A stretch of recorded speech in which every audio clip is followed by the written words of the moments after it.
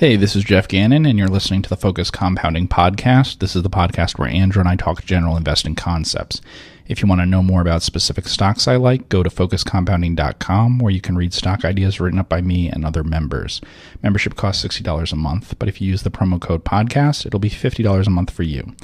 Andrew and I also manage accounts for investors. To learn more about our managed accounts, email Andrew at info@focuscompounding.com. or text or call Andrew at 469-207-5844.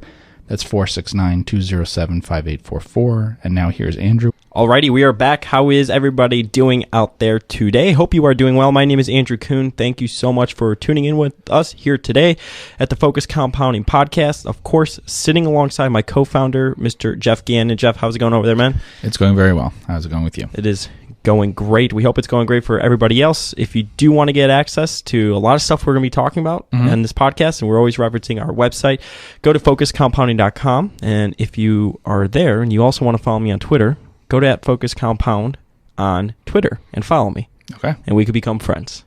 And you could ask questions of the podcast. Yes, and you can ask questions of the podcast. We are always taking recommendations because not only is this podcast for us, we also want to make it good for other people as well. So definitely shoot us some questions. And that's actually what we're going to be talking about today. Somebody wanted us to talk about mistakes. So mistakes that we've seen in other investors, mistakes that maybe we've made. And I thought probably it's a good topic to go over. And you were actually talking about Buffett after how many decades he did some sort of mistake lecture or something or paper. One of his letters starts with mistakes in the sense he started Berkshire Hathaway. Yeah. And I think one of the first ones, I don't remember if it's the first one, is that buying Berkshire Hathaway was a mistake. Yeah. It's funny how that worked out. Yeah. Huh? I wish I could make that mistake.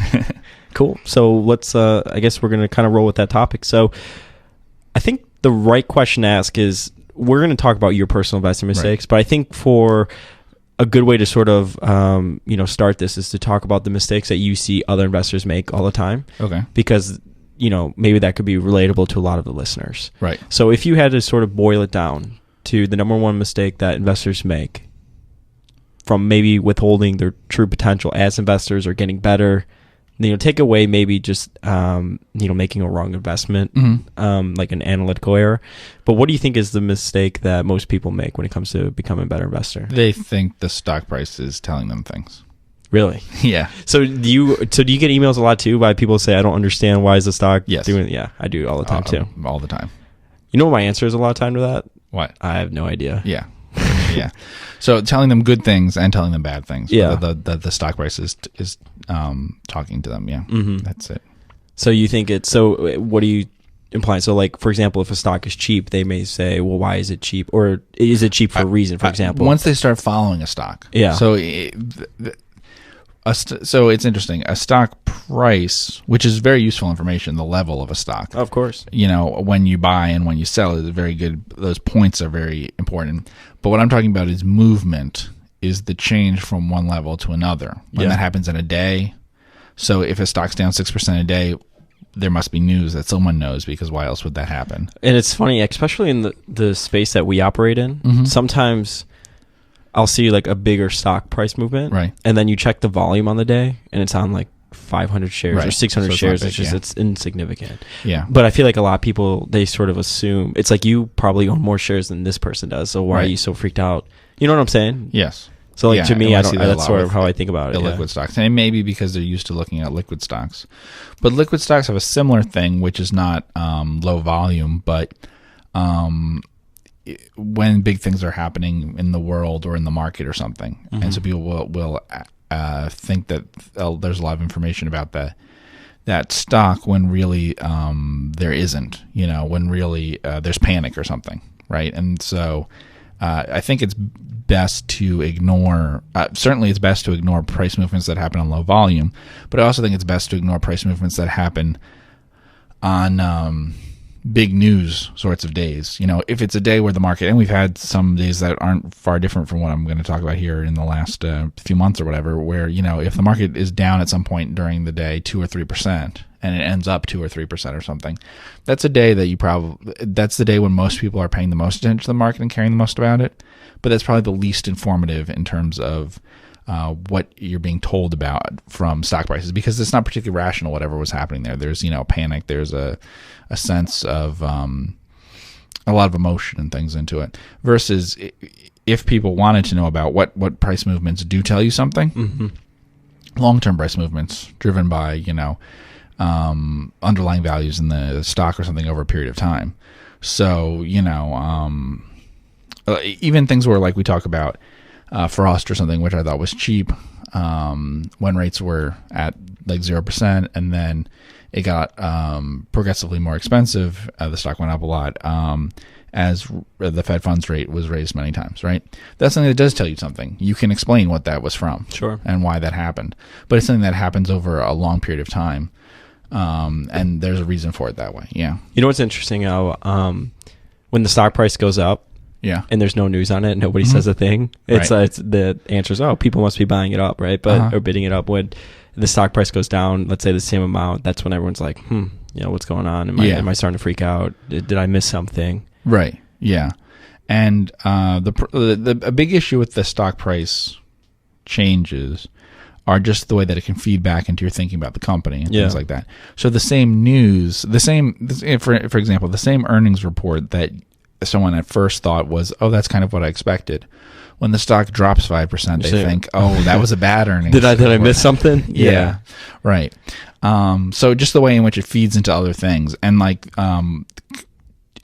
journalists are going to write more negative things about a stock that's down 50% or something and getting attention than they are something that's flat or up or something like that. So it can change the narrative that they're hearing about it and start to feed into other things. So if somebody can improve on this mistake that you say you see a lot of people make, which is thinking that the stock price is moving for certain reasons, right? What would you say? How can they do that? One is to check the stock prices less often. Two is... how long would you say? How often? We talked about this before. I was talking to someone recently and I said, I don't think they need to check it more than once a week. But is that realistic? I don't know. For some people, it may not be realistic. It's certainly realistic to me. I don't see... If any of our investors are listening, I check the prices often. So don't worry. Jeff doesn't check once a week. The reason for that is... Well, for one thing, because there'll be a random walk to it. Sure. That you'll perceive more movement in something if you check it more often. And especially in, I guess, a more inefficient space like illiquid stocks or whatever. There's probably more of a random walk. Yeah. Than, I guess, more larger cap stocks. Right, but even larger cap stocks may seem to move enough that someone would notice during the week, and yet after a week isn't really in that much of a different position than it was the week before. Yeah. And when you narrow the number of points that you're looking at, then you start to see less and less movement. You're starting to perceive less and less movement. So that's one thing that I would say about it. And the other thing is to try to think about it not as moving, but as the prices. So to focus on prices as points and less as movement. So can you explain that? Yeah. So like to think in terms of, okay, this is $20. Rather than this went from $25 to $20. And that's the thing that I think is a problem. Being sort of obsessed about the price of a stock, that it's low enough that I should do something, or too high or something. I don't think there's anything wrong with being very focused on price. I think there's something wrong with being focused on price movements, which are very different, because the price, you do need to pay a lot of attention to price in terms of getting a good price to buy at and getting a good price to sell at. But you don't need to worry much about what's happening in between those two things. Sure. And so I think there's a lot of ways to be able to do that. So at what point do your ears get perked, do you think? In terms for example, you buy a stock, KEWL, at around $100, and now it's at $77. At what point do your ears start to get perked? Or is it more so you're comfortable with it because it's not like the underlying asset has changed? I mean, our theory is that, you know, they have some board changes. People are, I was interested with the board changes, and I remember I appraised the stock for a write-up. See, I'm normally writing down a number that I think the stock is worth, basically. Yeah. So in that case, I would have said, it's not worth less than $100. And I had talked with someone who said it's worth $117, and I said, certainly I don't have a strong feeling that it's worth closer to $100 than $117. So that's a good example of, you can say, okay, so he probably thinks the stock is worth like $110 or something in that neighborhood, right? So when the stock gets down to a point that's 80, let's say, well, you divide 80 by 110, and you're starting to get a percentage of intrinsic value that's low enough that you go, oh, there's a margin of safety there. Sure. So 80, that would interest me a lot, yeah. But I don't really think that. No, but I'm saying, like, for example, when you, let's say, for people that own the stock, at what point do your ears start to get perked on, maybe this movement is a little bit, you know what I'm saying, or no? Well, like, for instance, in KWL, the way that worked is that after the board meeting, after the board election, I mean, where a major shareholder took over the board, basically. Cornwall Capital. The stock declined consistently for a very long time. Yes. And it was sort of slow but consistent declines and countless down days and stuff. I got so many emails about that because of the way in which it declined. Which is instead of like it being like a sharp down move? Yeah, just because it slow grind down? Everyone said every time I check it, it's even lower than it was before. Right? Sure. So that's what I mean about movement. Yeah. That was the thing about it.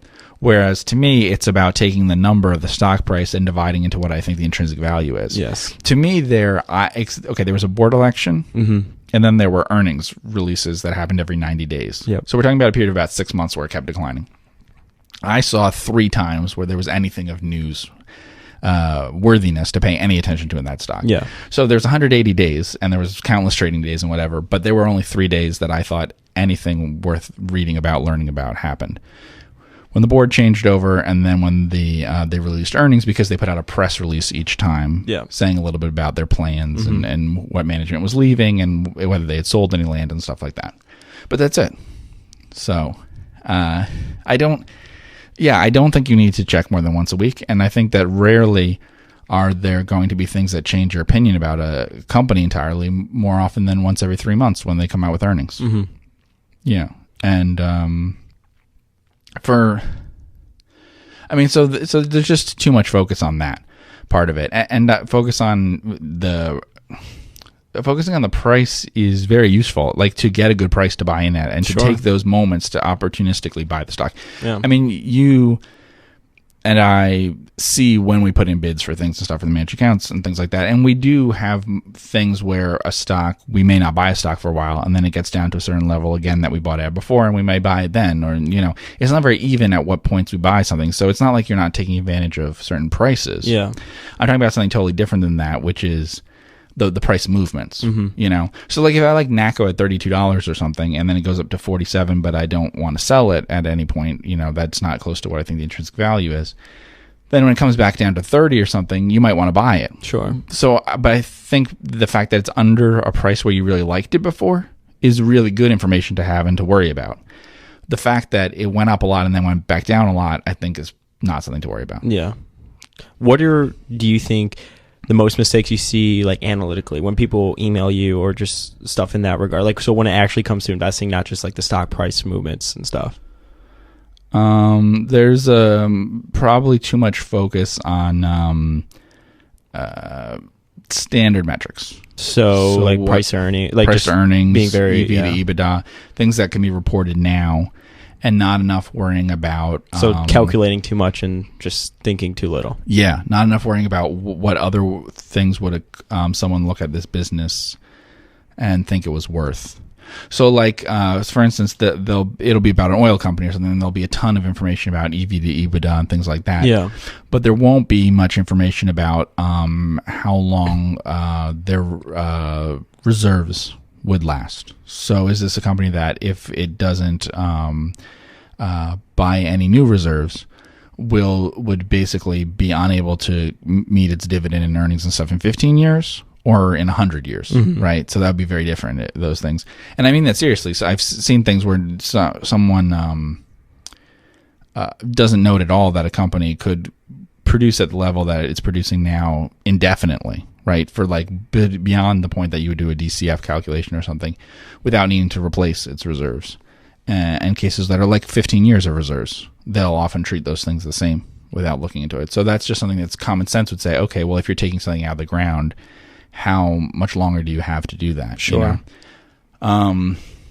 And that's true also for businesses that are metaphorically the same thing is happening, right? So if it's something like, okay, like say you own a beeper company or something, well, there's some small group of people who have to use beepers, I'm sure, to this day, but will they still be no system that can replace it in 15 years? Sure. If there will be, and you expect there will be, then this free cash flow is very different from the free cash flow that like Google produces or something, Do you think like analysts and people rely, or individual investors, I guess, rely too much on analyst reports, like make the mistake of that? Do you think that's good to do to sort of, I mean, if you come at it, I think it's okay to do if you come at it with the mindset that it's an analyst report, right? And that you're just, or like, it's almost like reading the short side of a story, even if you're wrong, just to understand it, to see what other people are thinking. Sort of like the varying perception. Yeah, I find analysts are surprisingly well-informed. Oh, they get, a lot of them get access to, speak to management and stuff, and or if they specialize in the industry. Yeah, and understand the industry well, compared to what they put out as recommendations. I think if you ignore the headline of what you're getting from analysts and pay attention to what they're talking about, if you're mining analyst reports and for information, I think that's very useful. Mm-hmm. Yeah. But in general, I am always surprised at how you can read something an analyst has written and be really impressed with their understanding of the business, and how none of the questions they ask on a call apply for relate more to than that. A quarter. Yeah, sure. Yeah. That's because that's their job, right? Right. Yeah. But they're worrying a lot about something that's very hard to predict, instead of when they could be worrying about predicting what the situation will be in 5 years, they're worrying about what it'll be in 5 weeks. Yeah. What do you think is the biggest mistake people make when it comes to thinking about management? Oh, well, that one's pretty easy. I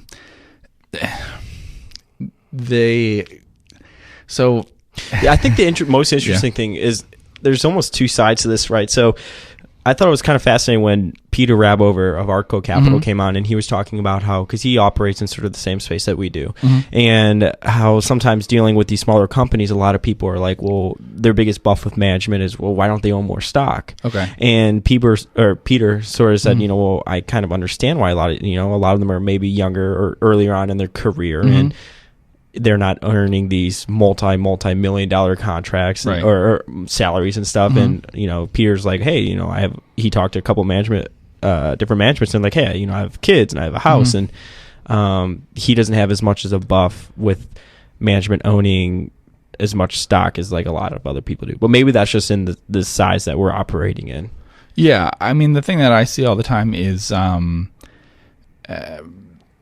the mistake that people make is they love or hate management because they feel that they've been treated justly or unjustly by management, basically. So they don't think about it from the perspective. They basically make management to a hero or a villain instead of seeing it from the perspective of management, which can help you even if they maybe are not. So sometimes you can benefit from management even if their intent is to get themselves rich or something. Yeah. And sometimes the company can fail or something for reasons that have nothing to do with management lining their own pockets or something. It's just that it's an impossibly difficult situation that they were in, Do you think people make the mistake of like just forgetting that it is a real business? When I brought on Geoff Johnson, the CEO, he said that was sort of a, I don't know if he's described as like a learning curve, but or a slap in the face. You go from running a private company where this is like your own, your baby, and you make all those decisions. You don't have to answer to anybody. To now, you're dealing with analysts that are asking about next quarter, next year, or next 2 quarters. Like they're not the ones that, like you're not the one that's just grinding it out every single day. They just care so much about next quarter. Yeah, that's true. And obviously investors care a lot more about the stock than management does for a bunch of different reasons. I mean, I've talked a little bit about that before of like, there's definitely cases where management, is going to care a lot more about the importance of the company long term. In their industry, they may care more about employees and whether they're taken care of well or not, and things like that. And other managements, that's not true at all. They may care about how well they do in selling it in a short amount of time and stuff. It depends on the person. But because I've talked before about Barnes & Noble or something, which and they owned a lot of stock, the Riggio family, but they cared a lot about the Barnes & Noble name and the publishing as an industry and books, specifically. They had a lot of attachment to that. That was different from a purely an interest in financially, just getting rich or not. And that's typical in that kind of industry. I talked once before about DreamWorks Animation, and that's the same sort of thing. I think it's difficult for people to understand, like difficult for investors to understand Hollywood and things like that, because while sometimes the people at the very top of your Disney or your Fox or something are very financially oriented, at lower levels, they are meeting targets and things and caring about the financials to a much lesser. That's not why they're in the industry. Yeah. And so even people pretty high up at executive levels and stuff, they have a lot of other concerns about what they're trying to do, including pleasing the public and winning awards and things like that. And money is just something that they have to make do to keep their jobs. Sure. Yeah. Mm-hmm. So what do you think is ways that people can sort of improve on this? So we have for stock prices, checking it less, right? Or if you do check it often, just understand that it's more of a random walk than anything. Yeah. And then when it comes to thinking about management, what would you say? Yeah, well, just purely putting yourself in management shoes, basically. Yeah. Of just sitting down and saying, like, just intellectually saying, okay, what would I be doing? What would I be thinking if I was in this situation? Because it's purely something where it's sort of, people get this, it's sort of, you get this with a lot of things where people are outraged about something. Yeah. Where they're outraged that they've been treated unfairly, but when they flip it around, they go, oh, well, I would do that if I can understand why they would do that in their situation. You know? And so, I would say that that's a big one for management, and divorcing the idea of whether management is, how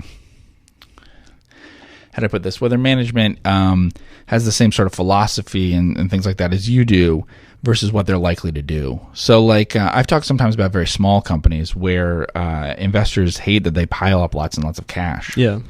But from the manager's perspective, in those situations, owner-manager, the reason why they tend to do that is because they only know the one business they have. Yeah. They're very frightened to buy another business they know nothing about, right? Which would then get earnings or something.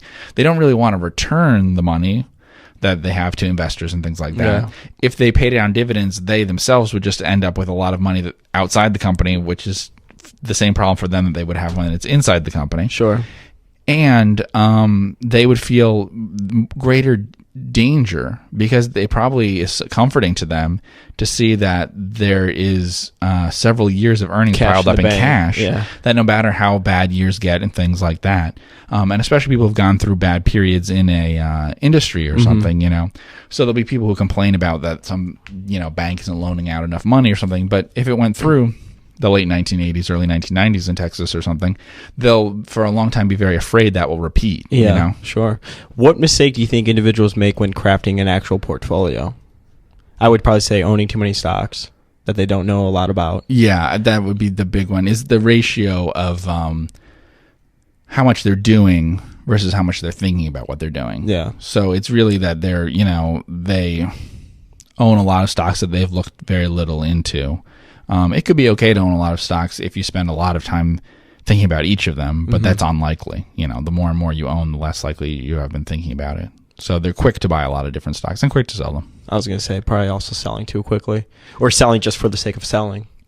Yeah, there is a thing where people tend to. What's that saying? You can't go broke taking a profit. Yeah, people love to cite that one. Yeah, it's like, okay, as you just made like a couple % on your investment. Yeah, well, just that people tend to want to do something a lot. Yeah, and that gets into the price movement things and stuff, which is that if a stock goes up or down a huge amount, people feel like they should do something. Yeah, right. Like they should sell or they should buy more. They should, it just sort of triggers a feeling that there's a need to take action when maybe there isn't.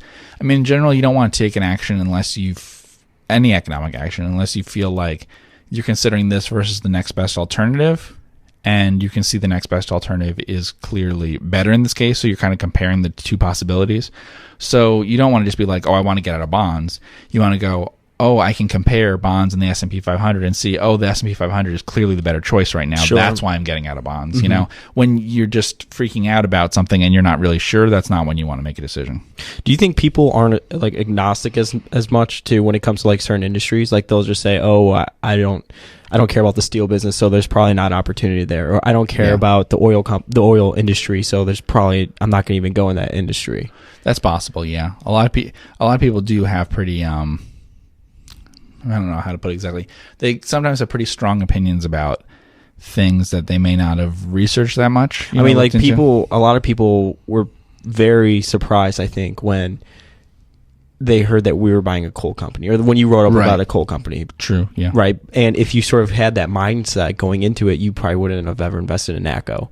That's absolutely true, yeah. When you actually looked under the hood, it's a little bit different than most coal companies. Yeah, I would rank coal as one of the things I'd be least likely ever to buy. Yeah. So, and I have to say that then that can just be a mistake, but it can also be something that happens because you look at the specifics of some situation. I think it's a good idea to be somewhat like you said, agnostic or something. Curious. About a lot of different about a lot of situations where you say, I don't really know whether this is the right stock for me or something to own, but I'm open to learning about it and looking at it, and not just saying I won't do that. I try. I'm a value investor.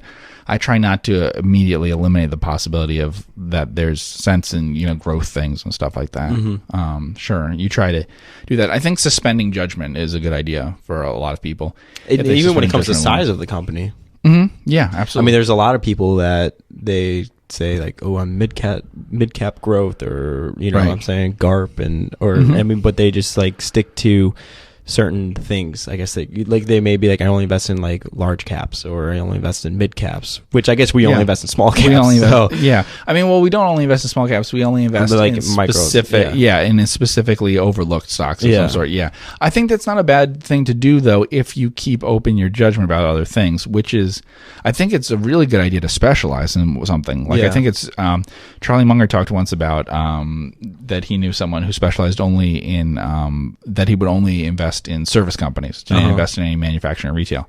I think that's a very smart thing to do, but you don't want to have the opinion that services are great businesses and all manufacturing and retail are terrible.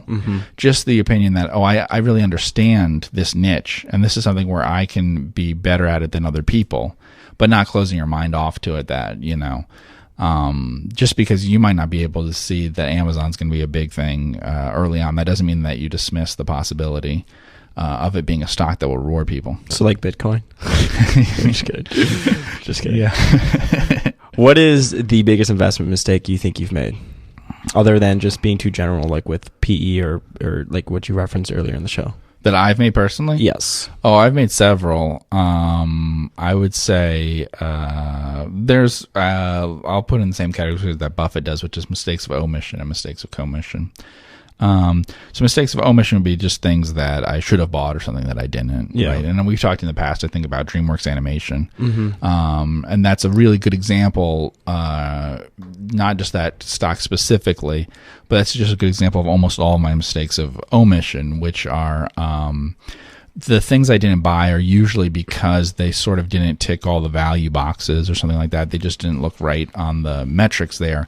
But it was something where I could tell, like by common sense, that it was worth more than it was selling for. That's the biggest mistake, is knowing something's worth more than it's selling for and letting more complex value theories and things get in the way of that. So like, what do you mean by that? Complex value theories? Things like, you should buy, it should have a low EV to EBITDA, it should have a low price to book, it should have, whatever other things there might be that way. The ones that have been, often when I can tell, how do I put this? It's very rare that I would do badly in a big way, and often would do pretty well, have a pretty high hit rate, if I invested only in things that seem to me to be clearly cheap, regardless of sort of the metrics of it. The kind of thing that I would give for that example is a thing like I've talked about Frost before a lot. Yeah. But Frost is a really good example because looking at it, my co-writer on that newsletter and I really said, okay, we're convinced this is cheap. But now the difficult part is trying to convince our subscribers. Sure. If I only invested in things that I thought were cheap, that I was like convinced were cheap, but it's going to be hard to explain this to clients. Yeah. That would be a really good portfolio. Sure. Because it's sort of the things that you're really convinced of the cheapness on a sort of common sense, very logical basis. Yeah. But it doesn't necessarily fit in with a lot of the quantitative approaches that people use for things, or just sort of the it's just something that after learning about it, we talked about like Maui Land and Pineapple or something, learning about the asset and talking to people or whatever. Mm-hmm. You figure out whether it's cheap or not, and then if it's really cheap, then you go ahead and you buy it. And so there certainly have been some that I didn't buy, even though I was convinced that they were cheap. Mm-hmm. And usually it's those sorts of things. It's the sort of things that are like almost always the stock appears on the quantitative basis to be only a little bit cheap. It's the kind of thing that's like, oh, the P is 13 or something, and you're like, okay, well, that's not too expensive, but that's not really exactly a value stock. Yeah. It's always those. But then when you learn a lot about it, you convince yourself that it's actually is very cheap. So, yeah, I would agree with that. And I would think you didn't ask me, but I think the biggest mistake a lot of individuals make is they think too much about the valuation. Okay. And they sort of let that take away from learning about the actual company itself. So, excuse me. No, you're excused. So, if you think about like our list that we talked about in the last podcast, there's 5 different things there. Okay, yeah. One of the filters is it cheap? That's Everything else is on the actual quality of the business, the actual business, and actually understanding the company. Mm-hmm. So, I think a lot of people make a lot of mistakes on doing that. They sort of fuss up about like their DCFs and thinking through like the valuation like that. I mean, I think the valuation, I don't want to say is the easiest part, but it's more, for me, it's more theoretical than actually it being like a cold cut number like that comes out of a DCF. If that makes sense. Yeah, and it's important to point out here how that price can be very useful, but what you said I think is true, because like we had a podcast where we talked to Nate, and Nate has said before in some blog posts and things that Nate Tobick, Oddball Stocks. Oddball Stocks. That, a big mistake is like just not buying the thing with the P of 2. Yeah. And I think that's absolutely true. I think people spend way too much time thinking, oh, does it have a P of 17 or 12?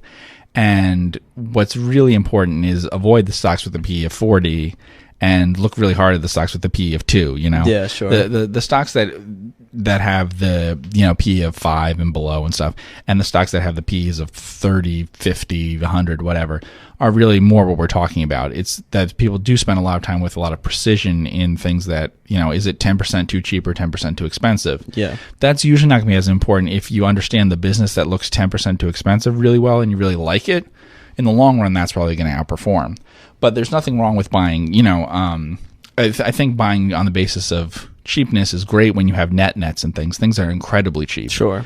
Just as it makes sense, I don't do it personally, but it makes sense to pay what seems to be a very high price for something that is a truly great business. Mm-hmm. The problem is really trying to differentiate in the things that are much closer, the more average things, which I think is people spend a lot of time worrying about. Is this stock worth, should I put the right multiple be 8 times EBITDA or 10 times EBITDA? Yeah, and that's what I was kind of referring to. I think doing a reverse DCF is probably, I personally think it's better than doing a normal DCF, just to see what the market's implying, what other people think. Yeah, that makes a lot of sense. I would say that's true too. I think it's just a good way to reverse engineer it.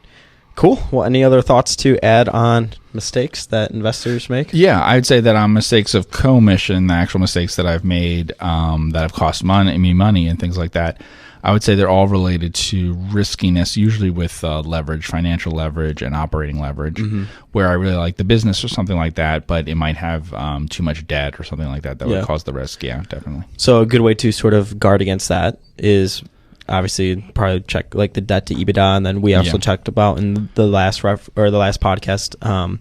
You could like check like the credit reports on the company. Mm-hmm. I think another good way too, which is kind of unrelated to leverage, but we always talk about, does the stock work geometrically over time? So take like a long-term stock chart. You could take it from like even like 30 years ago, 40 years, or get the longest one that you have and see how the stock is done over time. Yeah. And this is completely unrelated to like leverage and debt and stuff, but I'm just saying like it working over time. Yeah. So see if it works geometrically, if it makes sense, and if it's over time gone up. Yeah. Both in real terms as well. Yeah. And that's a really good example of like Warren Buffett's very good at investing in those sorts of things. I'd say that in terms of not just like mistakes that people make, but in terms of stocks that people bring me that they're really excited about and I'm kind of uninterested in. Yeah. The one that generally happens is high debt, super cyclical. It looks really, really cheap on like a PE basis. Yeah, sure. But it has like a lot of debt and stuff. If it works out, it'll really pay off well. and they don't say anything that'll cause it to go bankrupt this year or next year or something, but it's the kind of stock that you'd say, do you really want to own this for 10 or 20 years or something? Buffett said, if you don't want to own a stock for 10 years, you probably shouldn't own it at all. For 10 minutes. Yeah. And that's one that a lot of people do email me like, so this is a stock I would never want to own for the long term, but, that sort of thing. So it's more of like a trade than it. Yeah. But do you think they're thinking about it more so as like a pricing instead of like an actual business thing, or what? Yeah, I think they're thinking more of it like in terms of there's a big upside and they don't see anything in the immediate horizon that's going to be terrible for it. Yeah. That's a big part of it is like, okay, so nothing terrible is going to happen right away.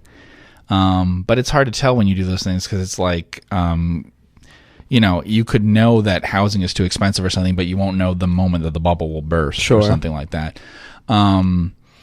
That's one that happens a lot with people, and I think that it is the appeal of I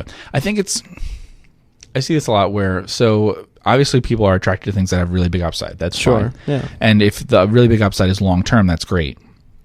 But what tends to happen sometimes is people are excited by a really big upside in the short term, and they tend to, in terms of risk, what seems to happen a lot is that people aren't worried about like the long-term probability that something will go bad, but just that they know it won't go bad really soon. So people get worried if there's like a 5% chance that this thing could go bad in the next 3 months. Yeah. But they don't get worried that there is no chance in their mind that it'll go bad in the next year or two, but almost certainly that this will blow up in the next 10 or 20 years. That doesn't bother them. You know what I mean? And that is true. I actually talked to somebody, I won't say what it is, but I actually talked to 2 or 3 people who said, oh, yes, in the next 30 years, this thing will definitely blow up. But that's how this story ends. But I just feel I can invest in it now where we are in the economy and stuff, and it'll be fine. But if you really think that this business model eventually blows up, is that a stock that you should own? And I just think that they're very aware of the risk, but the risk isn't immediate. Yeah, I mean, a stock that has a 1 in 10 chance of blowing up, it still can, Yeah, and so that's a very like, it has a lot to do with timing. So if something changes, then they suddenly become very worried about it. So like the stock that I mentioned, it's financial related. If we had any sort of failures of financial firms and stuff, any sense that we were going into the smallest little financial crisis, they would suddenly go, oh, I won't touch that thing now. But the problem is that by that point, a lot of other investors probably will have sold that stock and be thinking the same way. Everyone will suddenly be very aware of financial risk at that moment. That's the sort of thing where you're like, well, when things change, then I'll sell it. When, if you're buying something that you think, oh, it's fine as long as China's doing well or whatever. Well, if China's not doing well, you may have less time than you think to sell that at the price that you want to. Sure. And so I do think that's something, I don't know, there's something about the focus on the shorter term in terms of riskiness versus like the longer term, is this a risky business? Because I think a lot of people can tell the difference between, is this a business that may be around for 10 or 20 years and is pretty safe, versus a business that might not be. But I think we really overestimate our ability to predict when something will go wrong, how safe it is in the shorter term, No, I think that's great. What company is that again? Yeah, for a lot of reasons I don't talk about like short ideas and things. Yeah, but don't tell me because I'll tell everybody. You'll tell them on Twitter. That will get I'm sure they'll get a lot of retweets. There we go. Right. That's funny. Cool. Well, I think that is great, and obviously, talking about reverse engineering a DCF, reverse engineering mistakes is a great way to become better. Yeah. And I think that's really good. So I'm also curious to hear about what people think other people's big mistakes are when it comes to investing, or maybe their own, because yourself and what, I mean, for me, especially in, when I first got started investing, it was definitely probably more so thinking about it too theoretically instead of almost like with a philosophical approach, right? And caring too much about the last thing, which on our list, is it cheap, right? And instead of just actually learning about the companies, which I've talked about a lot on the podcast, I would say. Yeah, and this is a weird thing to say. I mean, I guess it's not a useful enough thing to say, but it is surprising that a lot of the mistakes almost seem like things that can somehow override common sense. A lot of my answers to it would be not using common sense. Yeah. Because even when I say, like you said something about the valuation or something, that's true. There's nothing wrong with buying really cheap stocks, but it's the sort of things that are like, oh, this is a pretty normal business and it's trading at 5 times PE. Well, anyone can tell that that's cheap. They don't need to read a textbook to learn about that. Sure.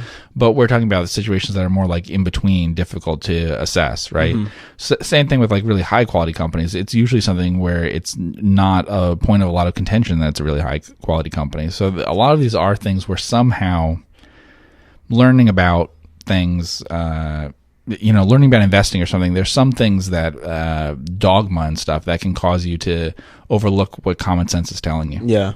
No, I think that's great. So thank you so much to everybody for tuning in with us here today. Geoff, tell them what should they do? What do the outro for us. Do the outro? Yeah. Where can they get the memos? Okay. There you they go. can get the memos at Focus Compounding. That's right. And you'll get a weekly memo from me, and all you have to do is give us the email address. You can also become a member. You save $10 if you use the promo code podcast. And you can follow Andrew at Focus Compound on Twitter. That's right. And if you want to get a hold of me, that is info@focuscompound.com. If you want to get a hold of Geoff, that's gannoninvesting@gmail.com. And if Geoff doesn't respond, shoot the email to me. I'll make sure you get it. Everybody, thank you so much for tuning in. We'll see you next week. Take care. Hey, this is Geoff Gannon, and that was the Focus Compounding Podcast, the podcast where Andrew and I talk general investing concepts. If you want to know more about specific stocks I like, go to focuscompounding.com, where you can read stock ideas written up by me and other members. Membership costs $60 a month, but if you use the promo code podcast, it'll be $50 a month for you. Andrew and I also manage accounts for investors. To learn more about our managed accounts, email Andrew at info@focuscompounding.com or text or call Andrew at 469-207-5844. That's 469-207-5844. Thanks for listening.